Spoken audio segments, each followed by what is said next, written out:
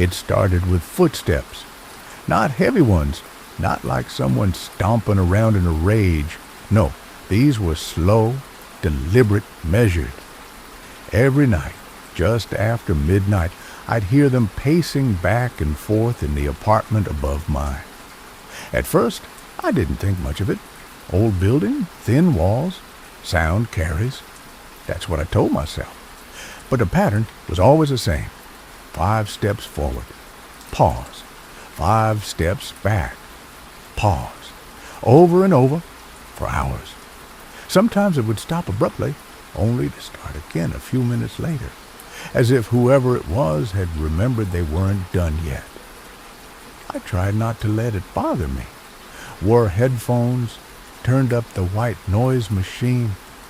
But when something cuts through manufactured silence, it tends to stick with you. I never saw anyone in the stairwell, never heard a door opening or closing upstairs. The apartment above mine, 3B, always looked dark from the street.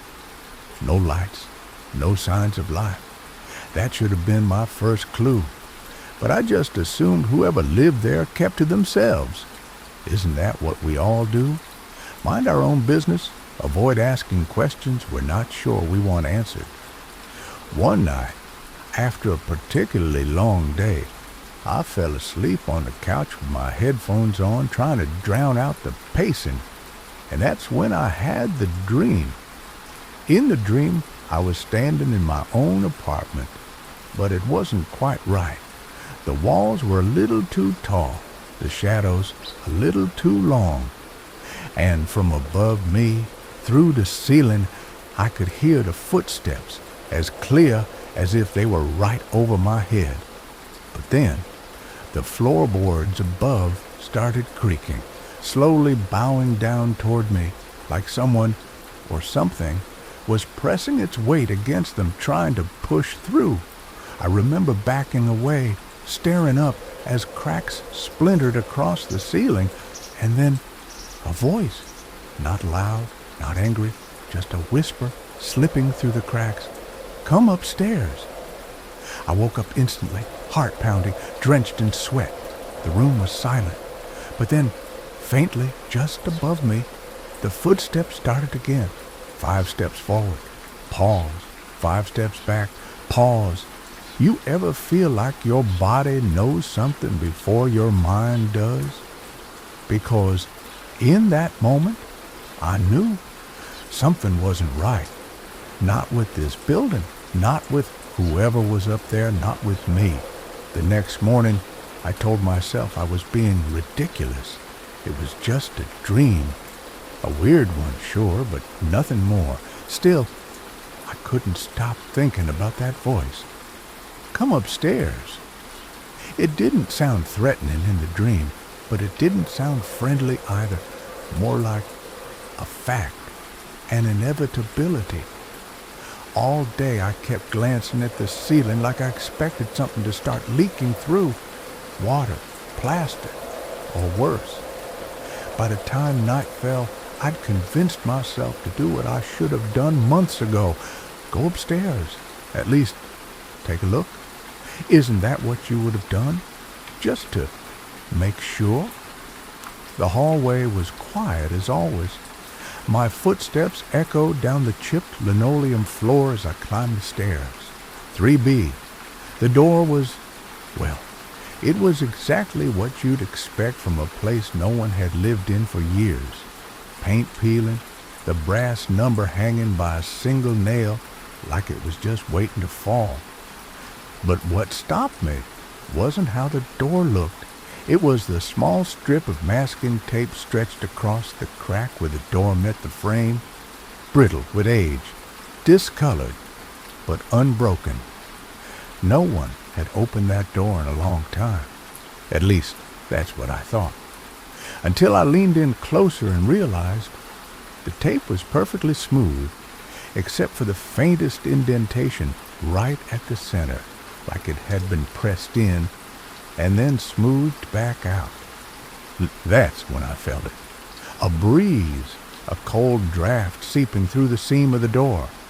But the building's ventilation system didn't run through these old hallways. I pressed my ear against the wood.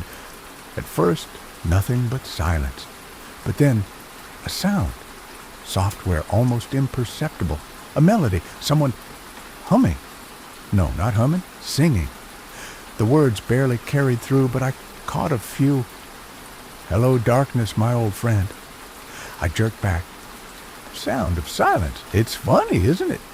How a song you've known your whole life can suddenly sound like a threat when it comes from behind a locked door. That's when I realized I was holding my breath, and I couldn't remember for how long. 10 seconds? A minute? I honestly don't know. It was like time stuttered. You ever have that happen?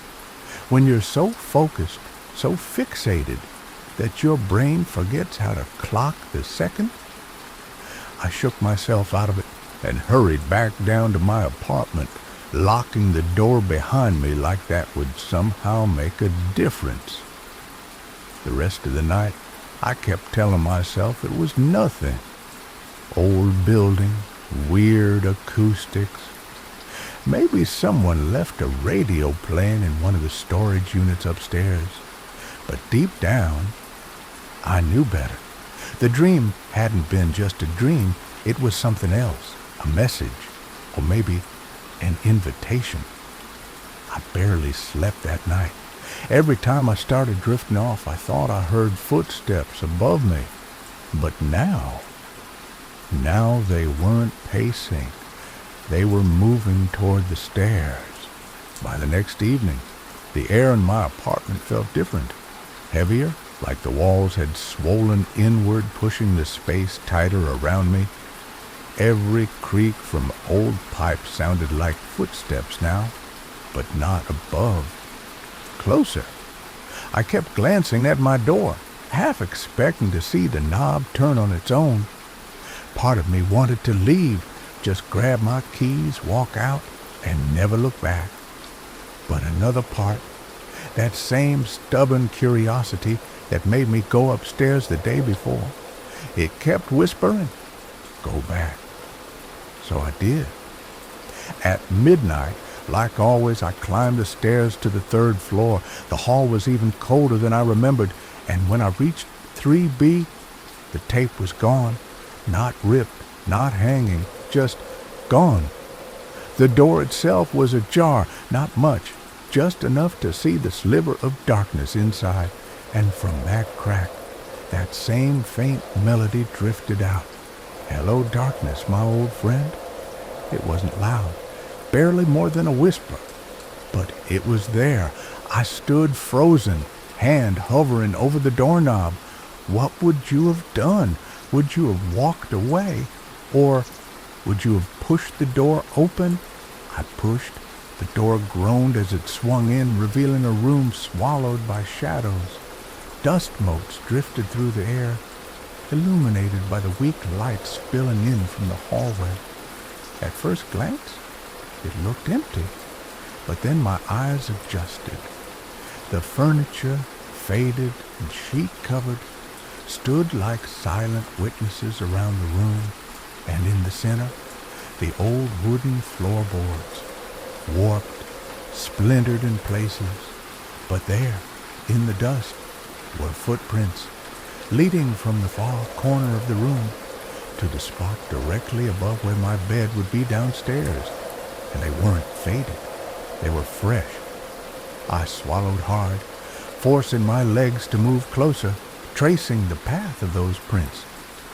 And then I saw it, the spot where the floorboards creaked most violently in my dream, the exact spot where the voice had whispered through, directly above where I'd slept for the last 6 months. I knelt down, running my hand across the worn wood. It felt warm. And then there was a sound from below me, not footsteps this time, but breathing, software measured, as if someone or something was standing in my apartment now, right beneath where I was crouching. My phone vibrated in my pocket. I pulled it out, hands trembling. A new message. No number, no sender, just one line. Come downstairs. I stood there, phone still in my hand, frozen by the impossible. Would you have gone down? Would you have checked? Or would you have run? I didn't run, but I didn't go downstairs either. Instead, I backed out of that apartment, closed the door, this time without bothering to check for tape, walked back down the stairs into my own place, locked the door, and sat there in the dark, listening for footsteps, for breathing, for anything. But the building was silent. It's been weeks now. The footsteps haven't come back. But sometimes, late at night, when everything else is quiet, I swear I can still hear that melody. Hello, darkness, my old friend. And when I close my eyes, I keep wondering, was it ever coming from above me at all? Or has it always been coming from inside?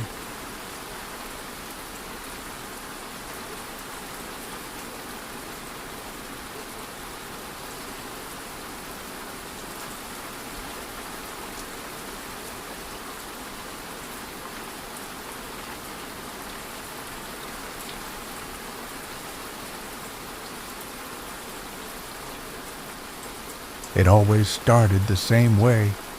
In the dream, I'd be standing in the middle of my living room, completely alone, except for the sound of my own voice calling out for help.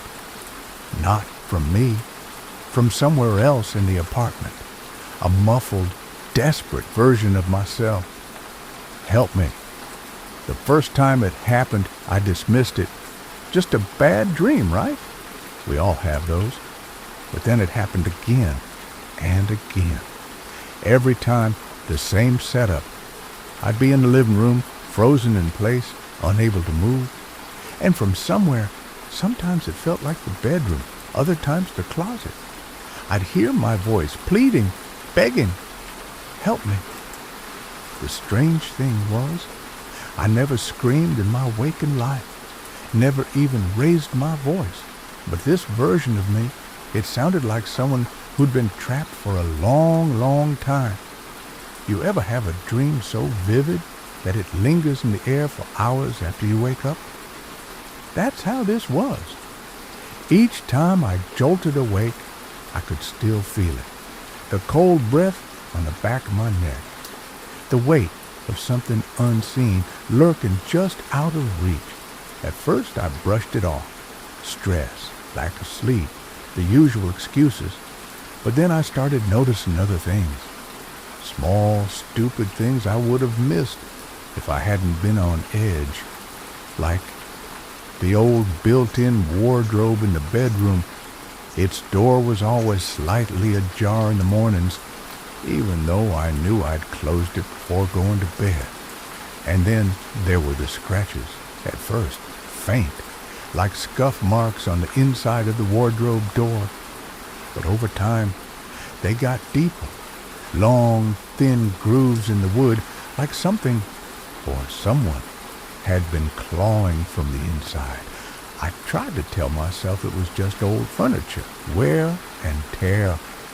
But the timing, the fact that the scratches only appeared after the dream started, it was too much of a coincidence. One night, after waking up in a cold sweat, I decided to check the wardrobe immediately. I grabbed the flashlight from the kitchen drawer, forced myself to stand in front of the creaking door, and pulled it open. Nothing. Just my clothes, a box of winter boots, and a dusty shelf I hadn't used in years. But when I shined a light along the back panel, I saw it. The faintest outline of something that hadn't been there before, a seam, a gap between the boards, just wide enough to suggest there was something beyond. My heart started pounding. Could I have missed that all this time? I ran my fingers along the seam, feeling the rough edges, and that's when it hit me. The smell, musty like old paper, and something else, something familiar. I didn't have the nerve to pull at it that night. Instead, I backed away, sat on the edge of my bed, and stared at the wardrobe until dawn, half expecting the door to open on its own. And when I finally fell asleep, the dream came again. Only this time, the voice wasn't just calling for help. It was whispering my name. The next morning, I stood in front of the wardrobe again, staring at that seemed like it might disappear if I blinked too hard. It hadn't been there before, had it? For a moment, I couldn't even remember what the back of the wardrobe used to look like. Was it always just plain wood? Or had there always been something hidden, waiting? It's strange, isn't it? How your mind can suddenly doubt even the things you've seen 1,000 times. I grabbed a screwdriver from the toolbox in the kitchen and wedged it into the seam. The wood was old, brittle. It didn't take much force before a section of the back panel popped loose, revealing a narrow cavity, barely wide enough to squeeze through. And in that space, wedged awkwardly behind a wall, a box, just an old worn shoebox. I pulled it out, the dust billowing up in thick clouds. The smell hit me again, that stale paper scent mixed with something else, something metallic. I sat down on the floor, box in my lap, heart hammering so loud I could barely hear my own breathing. Slowly, I lifted the lid. Inside, a stack of cassette tapes, unlabeled except for one. It had a date written in black marker, March 12, 1998. That was... Wait. I paused, confused. That date, it felt significant. But for the life of me, I couldn't remember why. You ever have that? When something tugs at the back of your mind, but every time you try to grab hold of it, it just slips like a word on the tip of your tongue. I set the box aside, ran to the living room, and dug out my old tape recorder from the bottom drawer of the TV stand, a relic I hadn't touched in years. I popped in the tape, pressed play, and immediately froze, because what came through the speakers was my own voice, faint, distorted by time and dust, but unmistakably mine. And I was saying the same thing I'd heard in my dreams. Help me. Over and over, each repetition growing more frantic, more desperate. And then the tape stopped. Just dead silence. I sat there, staring at the recorder, hands trembling. How was that possible? I'd never made these tapes, had I? Was this some kind of elaborate prank? But who would do that? Who could even pull it off? I dug through the box, papas in tape after tape. Some were just static. Others had faint noises, breathing, shuffling, and once, music. A song I hadn't heard in years. Hello, is it me you're looking for? Lionel Richie. An odd, almost absurd contrast to the terror simmering beneath my skin. But that line, it hit different now. Not romantic, not playful, but accusatory. Is it me you're looking for? And the worst part? I wasn't sure if the voice was asking me or telling me.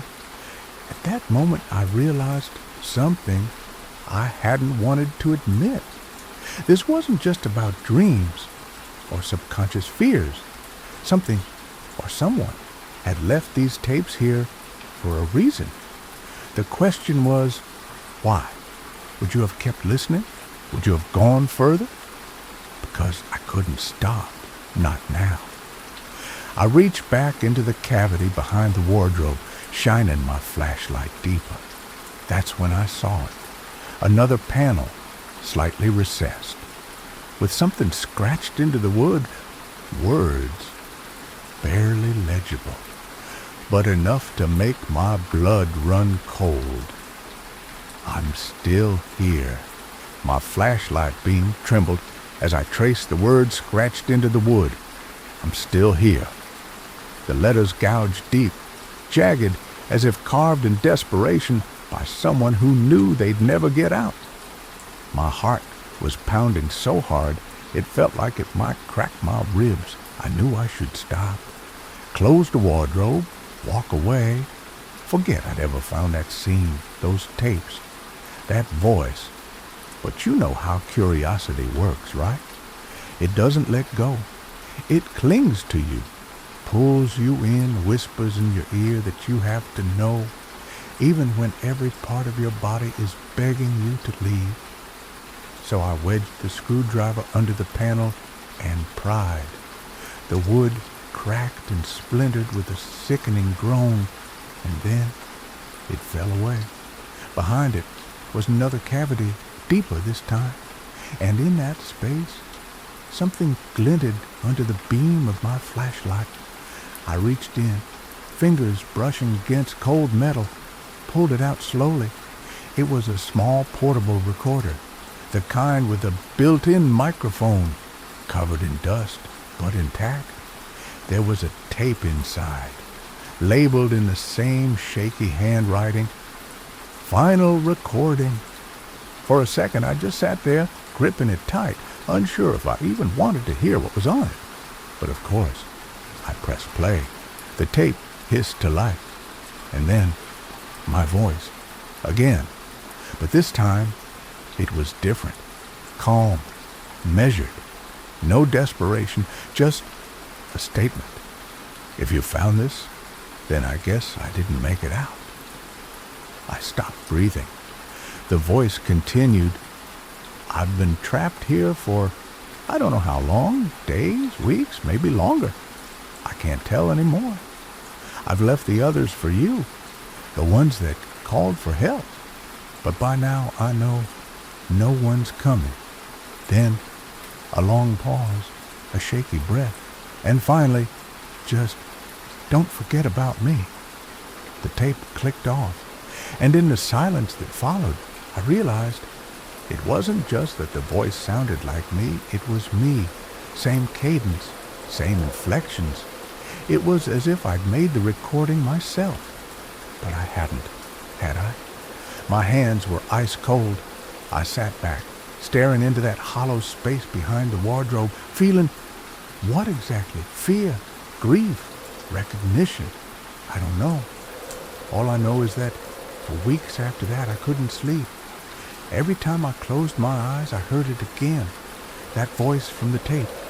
Just don't forget about me. And sometimes, in the middle of the night, I swear I can still hear it. Not from the tapes, not from the recorder, but from somewhere deeper in the apartment. Faint, muffled, calling out. My voice, echoing through walls I thought I knew. Would you have kept living here? Could you? Or would you have done what I've been thinking about every day since? Packing up, leaving, trying to outrun an echo that I'm starting to realize has always been coming from inside me.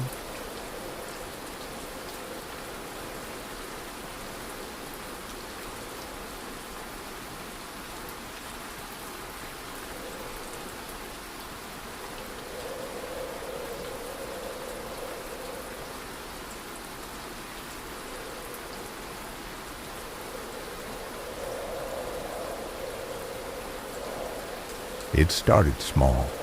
A headline I dreamed about one night. A ferry accident in the Baltic Sea. I woke up, disturbed but not alarmed. It was just a dream after all. But 2 days later, that exact headline popped up on my phone's news feed. Same location, same number of casualties. I remember staring at the screen, my stomach churning, thinking, no way. I told myself it was just a coincidence. Has to be, right? Dreams are messy, fragments of memory and nonsense stitched together by a brain that's bored while you sleep. But then it happened again and again. The collapse of a bridge in South America, A plane making an emergency landing in a city I'd never even heard of until the dream. Every detail matched. And the more it happened, the sooner the dreams began to shift. At first, they were distant, global events, impersonal, tragic, but not directly connected to me. But then they got closer, more specific, more intimate. One night, I dreamed about walking into my favorite coffee shop, ordering my usual black coffee, no sugar. And as I pulled out my wallet, the barista looked up and said, "Hey, you dropped this." A small silver key. I don't even own a key like that. But then, the very next morning, I followed the exact same sequence. The walk, the coffee, the barista's voice. But here's the thing. This time, I did drop a small key from my backpack. A key I didn't recognize, just lying there on the floor. That's when it stopped feeling like coincidence. That's when I knew the dreams weren't just showing me things that might happen. They were showing me what would happen. And now they've started showing me things I'm not sure I want to know. Would you keep watching? Would you keep sleeping? Because I didn't have a choice. Every night now, I'm pulled into another sequence. Sometimes it's mundane.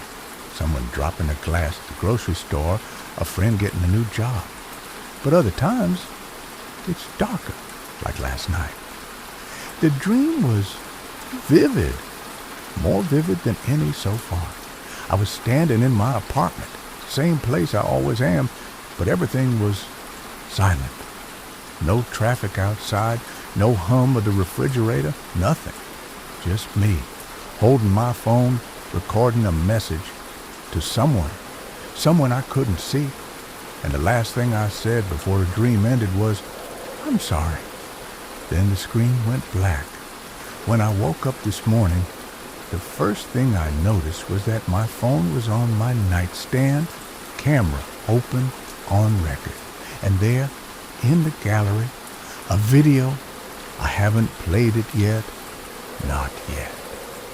But I will. I sat there for what felt like an hour, staring at the screen. The thumbnail of the video showed nothing, just a dark blur.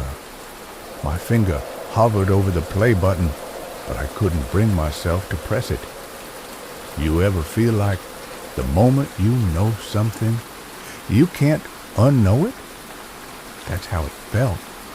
Like I was standing at the edge of a cliff, staring down, knowing that once I took that step, there was no turning back. I kept telling myself, it's probably just an accident. Maybe I rolled over in my sleep and hit record.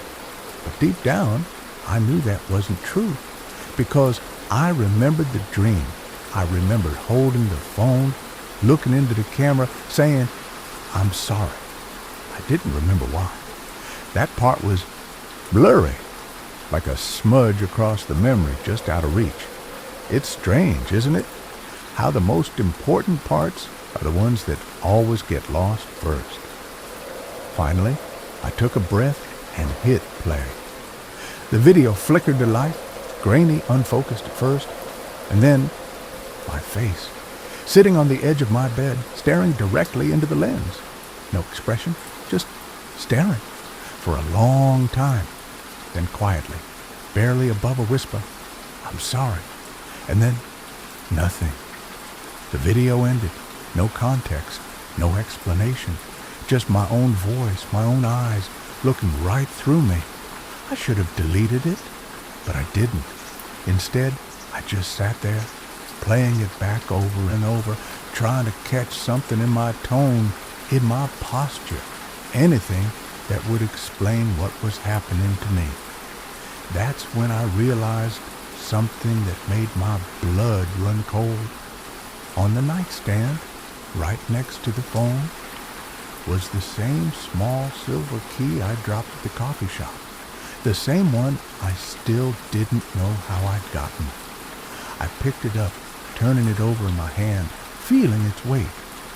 It wasn't from anything in my apartment, not the mailbox, not my bike lock, not the storage unit, nothing. And yet, here it was, just waiting. Later that day, as I tried to distract myself, I put on some music. Something familiar, comforting. Simon and Garfunkel's The Boxer. It's always been a favorite. You know that part. I am just a poor boy, though my story's seldom told. I used to find it reassuring, but not this time, because now it felt like a confession, like the song was narrating something about me that I didn't even fully understand yet. That night, I debated whether to even go to sleep. What would you have done if you knew your dreams were just going to keep showing you things you couldn't stop, couldn't change?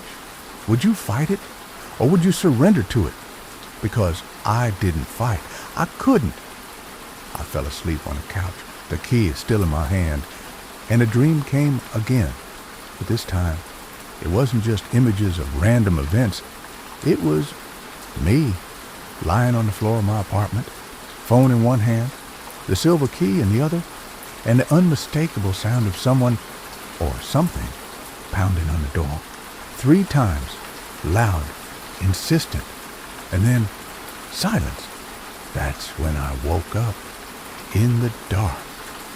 Key still in my hand, and then, as if the dream had followed me into waking life, 3 knocks on my door. For a moment, I couldn't move. I just sat there, frozen, the key cold in my palm, staring at the door like it was something alive. 3 knocks, exactly like in the dream. Would you have answered? Because I didn't, not right away. I waited, barely breathing, heart hammering against my ribs like it wanted out. Another knock, softer this time, almost patient. Finally, I forced myself up every step toward the door, heavier than the last. When I reached it, I pressed my eye to the peephole. Nothing. Just the empty hallway bathed in the pale light from the flickering bulb overhead. But I knew better. I knew the dream didn't lie. Slowly, I turned the lock, opened the door a crack, and there, taped to the outside, fluttering slightly in the stale air of the corridor, an envelope, plain, unmarked, no name, no return address. I grabbed it, shut the door, and locked it tight. Then I sat at the kitchen table, staring at it for what felt like hours. Would you have opened it? Because I did. Inside, a single piece of paper, folded neatly, and on it, an address, written in my own handwriting. The street name was familiar, 2 neighborhoods over, but the building number, that was the part that made my stomach twist, because it was a storage facility, one I hadn't been to in years. I used to rent a unit there when I first moved to the city, crammed with old furniture and boxes I didn't want cluttering up the apartment, but I terminated that contract years ago. At least, I thought I had. But when I checked my files, I found nothing. No termination papers, no receipts, nothing. Like I'd never closed it, or like I'd forgotten I never did. The next morning, with the key still in my pocket, I drove to the facility. It was just as I remembered, rows of identical doors, the air thick with dust, and that faint metallic tang of old concrete. At the front desk, I gave the number written on the paper. The clerk barely glanced up. "Been waiting on you for a while," he said, sliding a clipboard across for me to sign. Waiting on me? How could that be? But I didn't ask. I just signed, hand shaking, Unit 317. Same as the time that kept appearing in the dreams. 317. I made my way down the row, the numbers blurring past me until I stopped in front of it. The lock was rusted, but the key slid in easily, like it had always belonged there. I turned it, the mechanism clicking open with a sound that echoed too loudly in the empty corridor. Then I pulled up the rolling door. Inside, just a single object, a chair, facing a small mounted camera, and on the chair, my phone, or a phone that looked exactly like mine. Same case, same scratches, and propped against the screen. A note, folded once, with 2 words written in thick black marker, press play. Would you have done it? Because I did. I sat in the chair, picked up the phone, and tapped the screen. The video opened immediately, and there was me. Same clothes I was wearing now, same chair, same storage unit, looking into the camera. And then I spoke. I'm sorry. The same words, same tone, but then the me in the video leaned closer to the camera and whispered, "You can't stop it." Then the screen went black. That's it. No explanation, no instructions, just those 4 words. And here I am now, sitting in my apartment recording this, the last message I'll ever make, wondering, what did I mean by that? What's coming that I can't stop? And more importantly, when? Sometimes I think maybe the dreams weren't warnings at all. Maybe they were just inevitabilities, moments already etched into the fabric of my life, playing out as they must. Would you want to know your future? All of it? Even if you couldn't change a thing? Because I thought I did. But now I'm not so sure.